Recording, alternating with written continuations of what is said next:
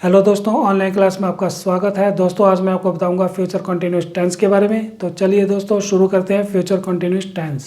दोस्तों टेंस को हिंदी में काल या समय भी कहा जाता है। ये 3 तरह के होते हैं: प्रेजेंट टेंस, पास्ट टेंस और फ्यूचर टेंस। इन्हें हिंदी में वर्तमान काल, भूतकाल और भविष्यकाल कहा जाता है।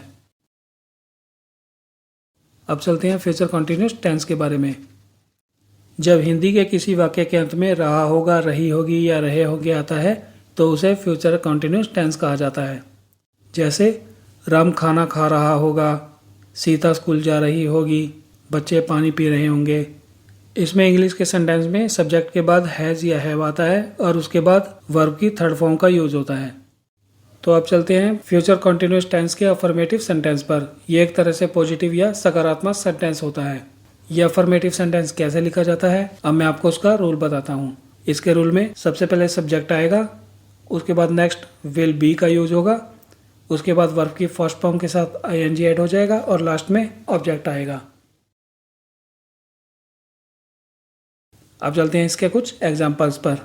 जैसे मोहन गाना गा रहा होगा, इसे इंग्लिश में कहा जाएगा Mohan will be singing a song.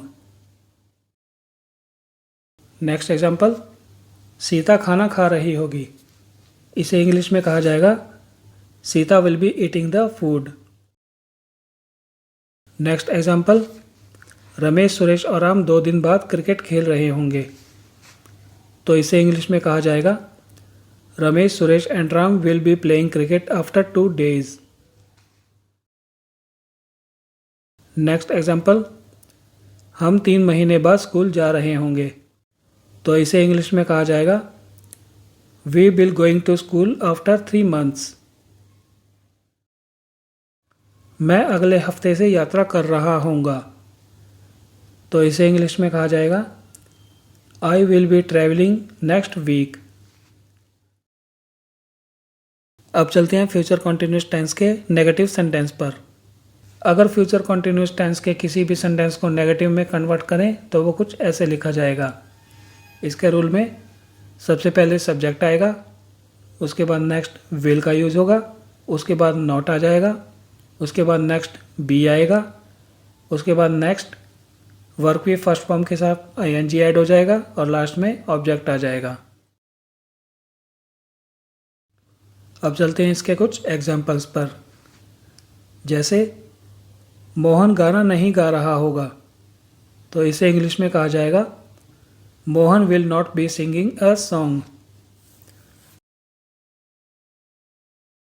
Next example, Sita खाना नहीं खा रही होगी, इसे इंग्लिश में कहा जाएगा Sita will not be eating the food.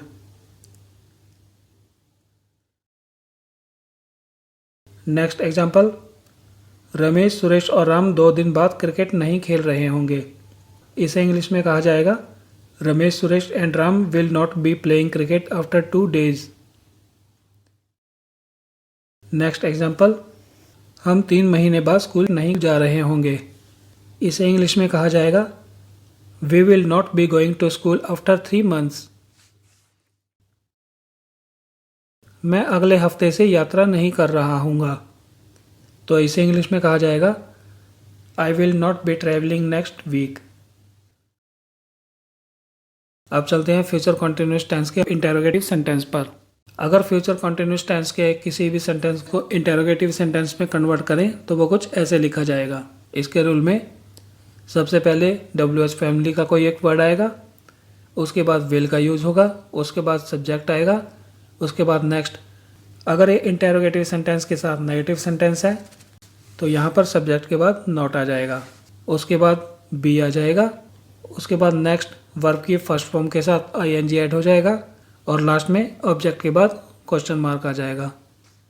इस इंटेरोगेटिव सेंटेंस में 2 तरह के सेंटेंस होते हैं, एक WH फैमिली से शुरू होने वाले एग्जांपल्स और दूसरे बिना WH फैमिली से शुरू होने वाले एग्जांपल्स। तो सबसे पहले शुरू करते हैं बिना WH फैमिली से शुरू होने वाले एग्जांपल्स। जैसे क्या मोहन गाना गा रहा होगा, तो इसे इंग्लिश में कहा जाएगा will Mohan be singing a song. इसी को इंटेरोगेटिव के साथ नेगेटिव में कन्वर्ट करें तो आएगा क्या मोहन गाना नहीं गा रहा होगा, इसे इंग्लिश में कहा जाएगा will Mohan not be singing a song. Next, क्या सीता खाना खा रही होगी? इसे इंग्लिश में कहा जाएगा will Sita be eating the food. इसी को इंटरोगेटिव के साथ नेगेटिव में कन्वर्ट करें तो आएगा क्या सीता खाना नहीं खा रही होगी? इसे इंग्लिश में कहा जाएगा will Sita not be eating the food. Next example, क्या रमेश, सुरेश और राम 2 दिन बाद क्रिकेट खेल रहे होंगे? इसे इंग्लिश में कहा जाएगा will Ramesh, Suresh and Ram be playing cricket after 2 days। अगर इसी सेंटेंस को इंटरोगेटिव के साथ नेगेटिव में कन्वर्ट करें तो आएगा क्या रमेश, सुरेश और राम 2 दिन बाद क्रिकेट नहीं खेल रहे होंगे? इसी को इंग्लिश में कहा जाएगा will Ramesh, Suresh and Ram not be playing cricket after 2 days। अब चलते हैं कुछ WH फैमिली से शुरू होने वाले एग्जाम्पल्स। आप दोपहर 3 बजे क्या कर रहे होंगे? तो इसे इंग्लिश में कहा जाएगा what will you be doing at 3 PM। Next example, वह अगले सप्ताह क्या कर रहा होगा? तो इसे इंग्लिश में कहा जाएगा what will he be going to do next week.